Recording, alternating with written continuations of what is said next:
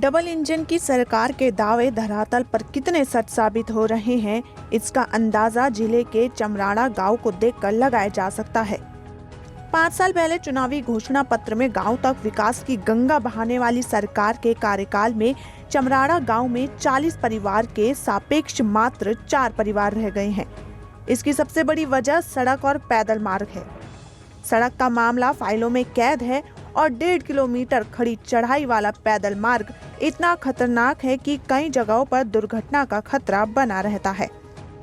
जबकि शाम होते ही जंगली जानवरों के दहशत से ग्रामीण परेशान हो जाते हैं।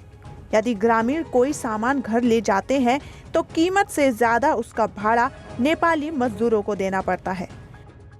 बता दें कि जिले में कई ऐसे गांव हैं जहां सड़क के अभाव में जनता मीलों की दूरी पैदल नापने को मजबूर है। विकासखंड अगस्त मुनि का चमराड़ा गांव आजादी के 7 दशक से सड़क विहीन है। इस गांव में जाने के लिए खड़ी चढ़ाई चढ़कर जाना पड़ता है, जिस कारण ग्रामीणों की हालत खराब हो जाती है। हर बार के विधानसभा चुनाव में जनता से वादा किया जाता है, लेकिन उनकी समस्या का समाधान नहीं, जिस कारण यहाँ के लोगों में सरकार और शासन प्रशासन के प्रति भारी आक्रोश बना हुआ है।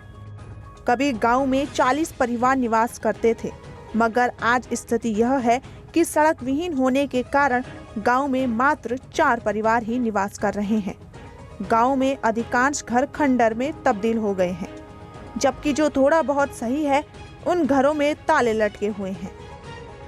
वयोवृद्ध ग्रामीण भगवती प्रसाद थपलियाल एवं युवा संदीप भटकोटी ने कहा कि चुनावी जुमले मात्र वोट बैंक की राजनीति तक सीमित रह गए हैं। उन्होंने कहा कि विधानसभा में विधायक कांग्रेस पार्टी के हैं, जो गांव की समस्या को हल करने में सफल नहीं हो पाए।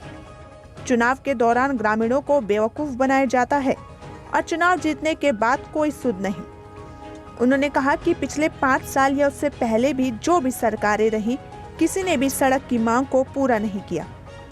पैदल रास्ता भी बदहाल हालत में है। पैदल मार्ग पर कभी भी हादसा होने का खतरा बना रहता है। ग्रामीणों का कहना है कि जब सड़क की समस्या को लेकर विधायक को पत्र सौंपा गया था तो उन्होंने लोनीवी रुद्रप्रयाग को प्रस्ताव बनाने को कहा था, मगर आज तक इस दिशा में कोई कार्रवाई नहीं हुई। कभी गांव में 40 परिवार निवास करते थे और आज मात्र 4 परिवार ही रह गए हैं। गांव तक सामान पहुंचाने के लिए 2 गुना भाड़ा देना पड़ता है। उन्होंने बताया कि गैस का सिलेंडर 950 रुपए का पड़ता है और गांव तक पहुंचाने के लिए 500 रुपए भाड़ा देना पड़ता है। इसके अलावा अन्य सामान भी गांव में पहुंचाने के लिए भारी भरकम भाड़ा देना पड़ता है। यहाँ पे जो है पहले 40 परिवार रहते थे और अब जो है यहाँ पे 4-5 ही परिवार रहते हैं, क्योंकि उसका मेन कारण ये है कि यहाँ पे न तो रास्ते हैं और न तो रोड है और न कोई नहरें हैं, न पुल हैं।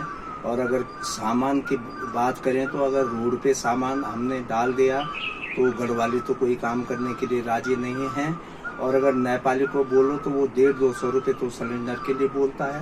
और अगर सरिया की बात करें तो 5-6 कुंटल सरिया के लिए कहता है।